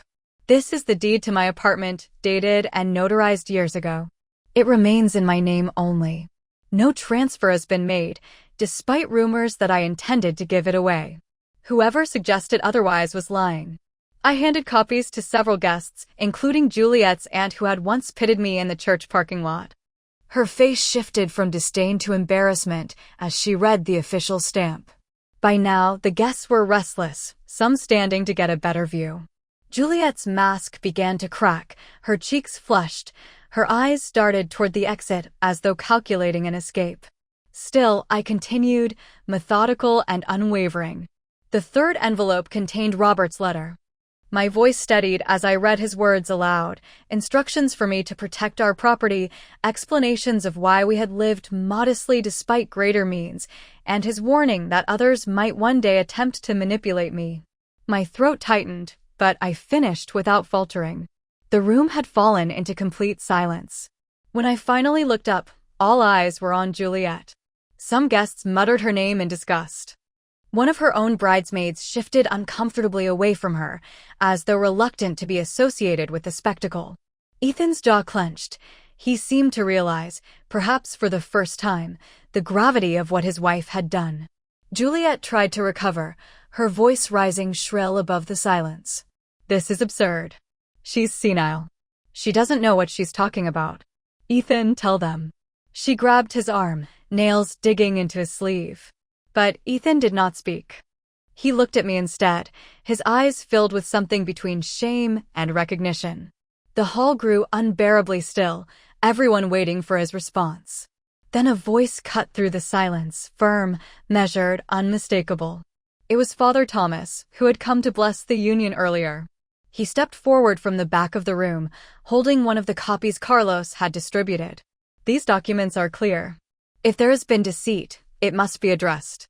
To dismiss this as senility would be to ignore evidence laid before us all." Juliet's face drained of color. She turned to the crowd, desperate. "You can't believe her over me. I am the bride. This is my wedding day. But the guests no longer looked at her with admiration. They looked at her with suspicion, even disgust. Someone whispered, "Forgery," loud enough for others to hear. Another said, "Shameful." I lowered the last envelope back into my purse. My work was done. The truth was out, and it was no longer mine alone to defend. Juliet's scream of protest echoed in the hall as she tried to seize the papers from Carlos, but Ethan caught her wrist mid-motion. For the first time, he raised his voice, hoarse and trembling. "Enough, Juliet. Stop." The room erupted in gasps. And then, in the stunned silence that followed, another figure rose from the far corner. A man I had not expected to see again. He carried a folder under his arm, his expression grave. "Mrs. Hughes," he said, "I believe what I have here will complete the picture." He stood in the middle of the dance floor with the folder tucked under his arm like he had decided exactly how far he was willing to step into someone else's mess, and then stepped that far without wobbling. I had seen him once at the bank near my grocery, not at the window but moving from office to office with the kind of quiet focus that tells you he is the person who answers when a junior clerk gets in over their head. Now he adjusted his tie and introduced himself without theatrics. "My name is Daniel Ortiz, compliance analyst at Valley Community Bank," he said. "Mrs. Hughes reported suspected identity misuse and forgery affecting our institution, and I'm here with documents your guests should see." He looked at Juliet, and if there was judgment in his gaze, he did not put it in his words. "We take frauds seriously. We also take corrections seriously." Then he opened the folder and handed Carlos a thin stack. Carlos cleared his throat and faced the room with the assurance of a man who spends his days persuading people who don't want to be persuaded. "These are copies of the guarantor packet submitted for a consumer loan 3 weeks ago," he said, raising the top page high enough that the nearest tables could see the bank logo. "The application includes a scanned authorization bearing Mrs. Hughes' name and signature." Mr. Ortiz's team reviewed the metadata. The signature image was lifted from a 5-year-old form related to a different account and pasted into this one. The upload originated from an IP address registered to the Whitmore Apartments leasing office where the bride and groom reside. The room rustled. 2 of Juliet's friends put their hands to their mouths like they'd taken a bitter sip. Carlos continued. "Here is the internal note from the banker who took the application by phone. He wrote, spoke with borrower's caregiver who has POA, claims consent to add guarantor, will email copy. The recording of that call exists. Mr. Ortiz has provided a certification that the call was placed from the bride's mobile number at 10:12 a.m. on a Tuesday." He paused to let that settle, and then turned to Juliet. "Would you like to hear your voice authorize your future mother-in-law's debt?" Juliet's mouth opened, then closed, a motion I had come to know as the pivot point where she searched for a frame that would make her the caretaker in a story she had written with herself as the lead. "I was helping her," she said, louder than necessary. "She asked me to handle things because she gets confused. Everyone knows that." She looked around for confirmation and found less than she expected. Her father's face had gone a shade paler, and her mother stared at her lap as if the linen offered a better answer than the air did. Daniel did not raise his voice. "Mrs. Hughes's report triggered our fraud response," he said. "We are reversing the guarantor entry, flagging the account, and full restitution will be requested from the borrower for any fees resulting from the attempted misuse. The bank will also file a report with the state." He glanced at me as if to check that I was still the center of the story I had started. "We rarely attend events out of office," he added to the room. "But when fraud hides in celebrations, it helps to let sunlight in before the cake is cut." He handed me a letter on bank letterhead stating that the guarantor entry had been invalidated and that any attempt to use my name again would require in-person verification by me only. Ethan stepped forward a little, as if pulled by a rope only he felt, his eyes on the letter and then on Juliet. "You told me she asked you to do it," he said, quiet but clear. "You swore it was a formality." He looked stunned in the slow way a person looks when they finally step away from a line and realize they've been standing on the edge of something unsafe for months. Juliet's hand shot out for his wrist. "We talked about this," she said through her teeth, and then remembered she was surrounded by people and changed the sentence midair. I mean, it was all for the best. She turned her head toward the bandstand where her bridesmaids stood huddled, trying to decide whether to move or freeze. I raised my hand slightly, the way you do in a church hall when you want the meeting back. Mr. Ortiz, thank you, I said. I needed the bank to say plainly what was done and what will be undone. He nodded and stepped to the side. Then I looked at Ethan because I still had a son, even if I had spent the last months talking to a version of him whose eyes were borrowed. I told you I would not give away my home. I told you I would not let my name be used like a spare key. He lowered his head and nodded once, not theatrical, just a man trying to find the floor. A hotel manager appeared at the edge of the crowd, drawn by the way a room changes when people stop pretending. He asked if there was a problem and whether he should call security. I told him there was no threat, only documents. He stayed anyway, an impartial witness with a name tag and a radio, which is its own kind of protection when lies want to shape themselves into accusations. Juliet laughed then, high and brittle. So what, she said, throwing her arms a little wider like the scene should obey her. We all saw the paperwork. Maybe Mrs. Hughes signed something and forgot. That happens. She's older. There's no shame in it. She smiled widely as if she had just taken the sting out with a generous statement. Across the room, an older neighbor from my building, Mrs. Delgado, shook her head slowly, and I saw in that small refusal the quiet power of people who have watched you carry groceries and hold the door and know exactly who you are. Carlos raised a final page. And for anyone tempted to believe the story about confusion, here is a copy of the message Juliet sent to Daniel's colleague 2 days after the application, he said. It says, "Hurry this, please. She is about to change her accounts. We need the funds before she closes anything. I'll bring a permission note if you need optics." He didn't embellish the last words. He didn't need to. The phrase hung there with its own weight. Juliet's mother flinched like she had been the one caught and looked away so sharply her earring turned. That was the moment the room decided what it thought, not because the crowd loved me, but because the facts had assembled in a line that made sense even to people who preferred not to take sides. And that was when the last person I expected to move did move. Ethan let go of Juliet's wrist and stepped toward the small platform where the microphone sat. He didn't look at me. He looked at the carpet, and then he cleared his throat. "I need to say something," he began, and his voice cracked on the first word and then steadied. "Mom, I knew she had asked you to consider moving. I encouraged it because I told myself it was practical. I didn't know about the guarantor or the call or any of this. I believed what I wanted to believe because it was easier." He exhaled and looked up. "I'm sorry." The apology wasn't elegant. It didn't fix months of damage. It did something else, though. It landed in a place where the boy I raised still lived, and it told me he knew there was a door he had to find again. Juliet turned on him. "Are you really choosing her side at our wedding?" she demanded, eyes glassy with outrage that no longer had an audience willing to applaud it. "After everything I've done for us. After everything you promised." She gestured at the tables, the flowers, the dance floor like they were exhibits. "You think this all paid for itself? You think playing nice with his mother would have killed you?" The last sentence carried a kind of honesty she hadn't meant to show, the one that lives under the pretty layer and explains everything if you look at it long enough.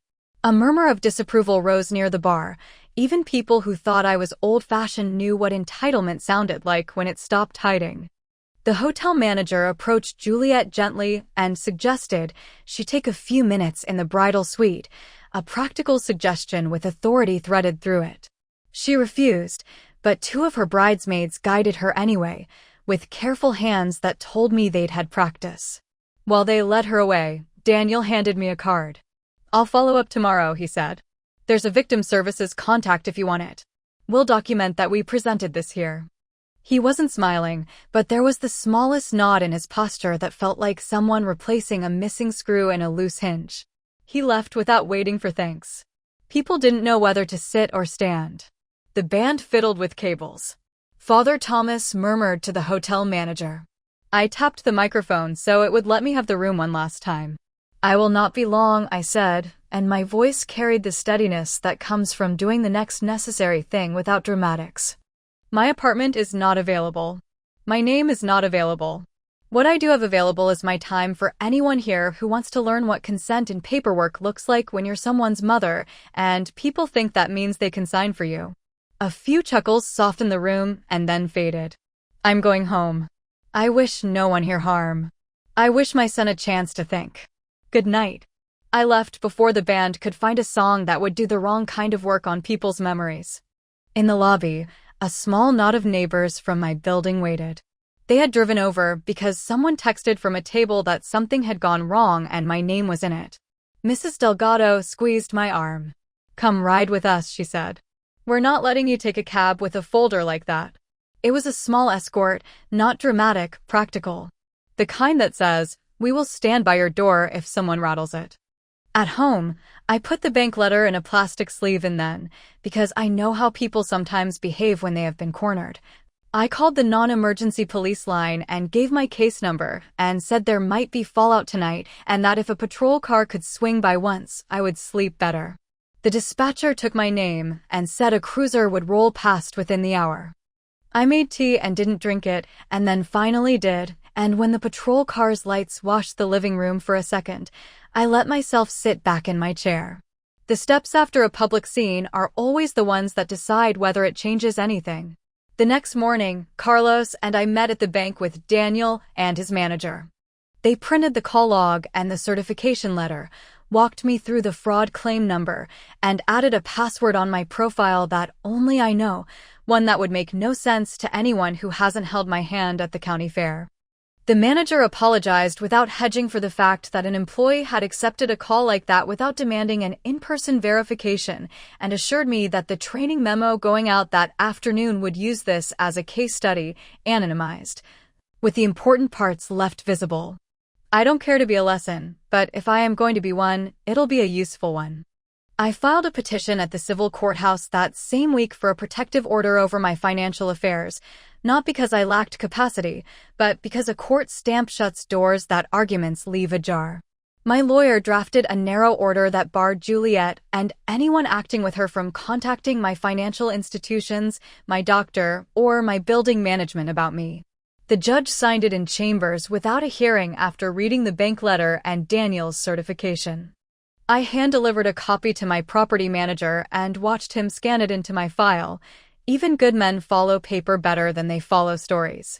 Ethan called twice and texted 3 times, and then showed up at my door on a Tuesday afternoon when the light in the hallway makes everything look less complicated than it is. I opened the door because I am his mother and because you cannot learn what a person has decided to be by reading their messages. He looked thinner than he had at the wedding. He kept his voice low the way you do when you know your words are heavy and you can't afford to drop them. I moved out, he said.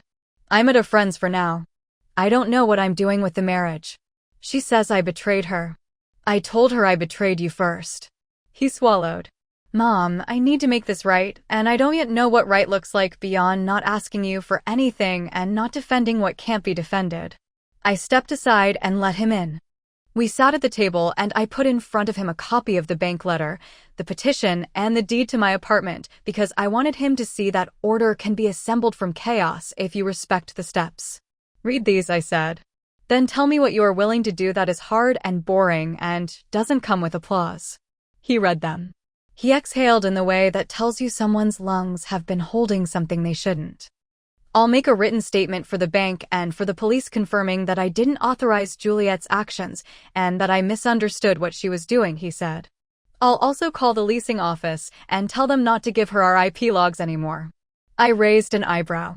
You can call them and ask them to cooperate with law enforcement, I corrected, because some habits die with embarrassment and some need instruction. He nodded, put his face in his hands for a long second, and then said, voice muffled, I'm sorry I turned you into a problem I wanted to solve rather than a person I needed to listen to. The sentence took something out of him and gave something back to both of us. Juliet tried a different angle. She posted a long message on social media about being bullied by a controlling mother-in-law who wanted to ruin her wedding day. She attached a photo of me mid-sentence, mouth open, like she'd caught me yelling. People who don't know how paper works believed her for about 10 minutes. Then the bank letter started to circulate because someone from the wedding had sent it quietly to a cousin who posted it in a private group that wasn't private. The comments under Juliet's post changed tone from sympathy to caution to silence. Her account went private. I did not engage. I baked 2 loaves of bread and gave one to Mrs. Delgado, who let me stand in her doorway longer than usual and talk about everything except what had happened. 2 weeks later, a detective from the Financial Crimes Unit called to say the district attorney had decided to charge Juliet with attempted identity theft and making a false statement to a financial institution. The charges were not dramatic. They were precisely what fits a file full of dates and documents.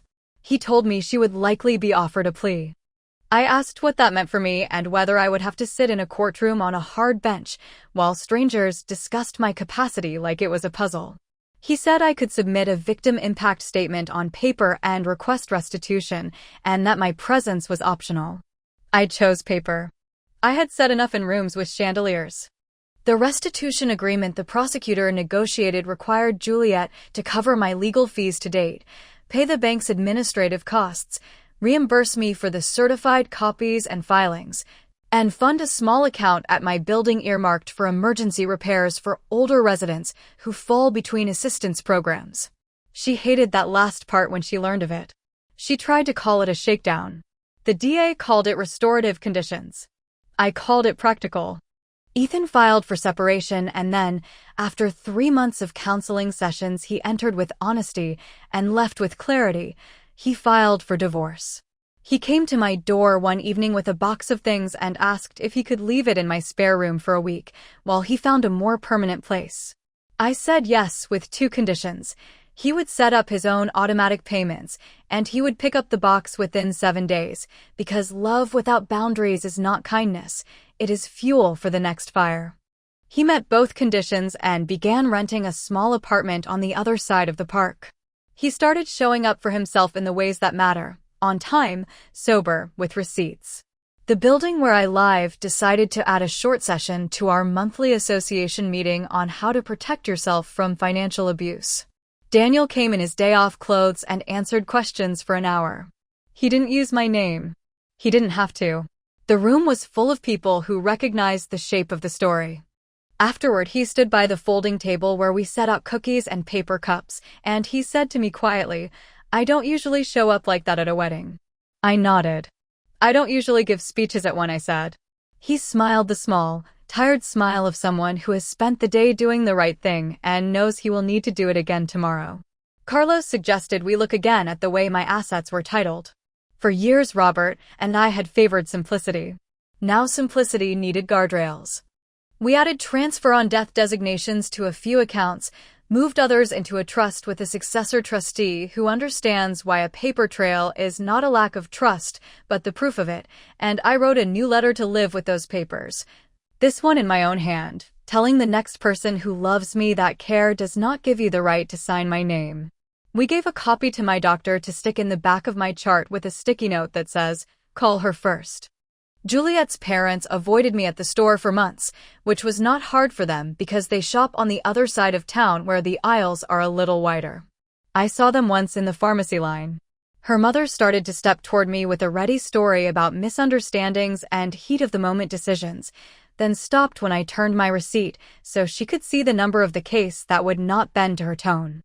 "I hope your daughter is well enough to learn what consent looks like by law," I said. "I hope your son-in-law, whoever he ends up being, knows that if he stands next to her, he is also standing next to the paperwork." She nodded, cheeks tight, and I left without waiting for a reply. At church, Father Thomas asked if I would speak to a small group of caregivers about the difference between helping and handling. I stood at the front of the parish hall and told them the truth that lives under all of this, that the line between care and control is not visible until someone bumps it, and then you have to decide whether to pretend you didn't feel it or say out loud, "There it is." I showed them how to write a note that doesn't wander, how to ask a bank to add a verification password, how to tell a doctor you want a new authorization on a new form every time. We did not talk about villains. We talked about systems. We talked about the way love can be used as a cover for taking, and the way order can be used as a cover for harm if no one is watching. Ethan and I settled into a rhythm that felt like honesty. We had dinner on Wednesdays. He did not ask for money. I did not volunteer advice unless he asked for it.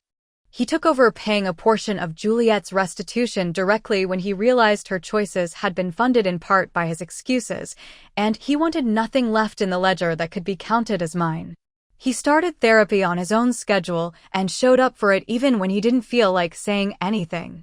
Sometimes he arrived looking like a man who had discovered that regret is a long road, not a speech. He was never unkind about it. He did the dishes each week without comment, like he was laying new tile in a kitchen that had suffered a leak. The apartment remained mine. That sounds simple. It felt like a quiet victory every morning when I rolled up the shade and saw the same view I had seen for 30 years. I replanted the balcony boxes with herbs I would actually use instead of the aspirational ones that bolt. I replaced the old lock on the mailbox and gave only one copy of the key to the neighbor who waters plants when I'm away. I bought a bright red folder and put only 3 things in it: the bank letters, the court order, and the updated deed. I keep the folder on a shelf by the door where I can reach it without standing on a chair. I did something else I hadn't planned. I signed up to volunteer once a week at the legal aid clinic that hosts a drop-in table for older adults with paperwork questions.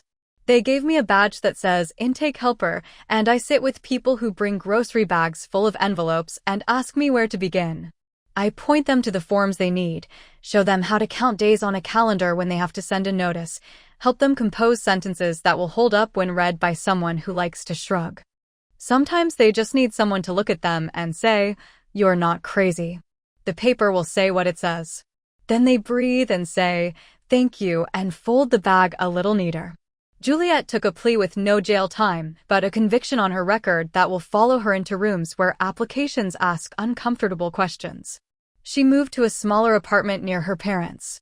Once, months later, I saw her on the sidewalk outside the courthouse, walking fast with her head down, a stack of papers under her arm, and no one next to her to translate them into flattery. She looked at me and opened her mouth and then closed it and kept walking. I did not need anything from her. The justice I wanted was not her degradation. It was the return of order and the setting of boundaries that stand even when people insist they are just helping. Ethan's divorce finalized quietly. He asked if I would come to the courthouse with him and sit in the back so he could walk out and have the first face he saw be one that never cheered his worst decisions. I went. He didn't ask me to speak, and I didn't. He sat on the bench next to me afterward and stared at the floor and said, "I am going to need time to become someone I like." I nodded. "Take it," I said. "Don't borrow it from anyone." He laughed once and wiped his face with the back of his hand, and then he stood, because at some point you have to move even when you don't know where to go. On the anniversary of the wedding, Mrs. Delgado put a small note through my mail slot that said "Only coffee?" and signed it with a heart.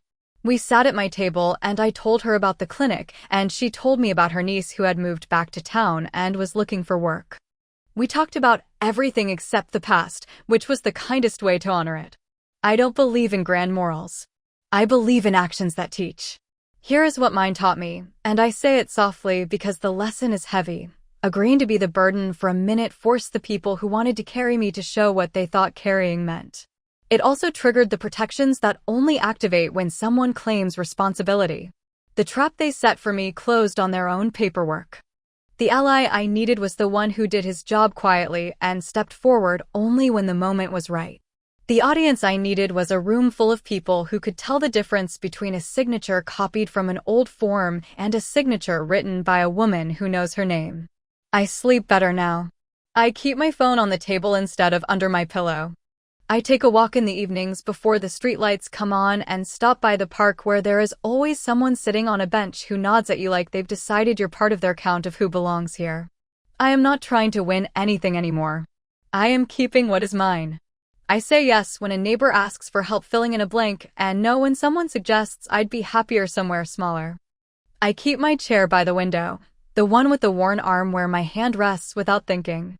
Some afternoons I sit there and watch the afternoon stretch, and I hear footsteps in the hallway and think, that one sounds like my son, and sometimes it is. The night is quiet again, not because the world has changed, but because I did the work to make quiet possible. I don't know if there will be more attempts, more notes left under doors, more people who think a stamp can stand in for consent. I do know that the folder by my door is light enough to carry and heavy enough to matter. If I pick it up, I will not be performing. I will be telling the truth, and the truth fits in my hands exactly.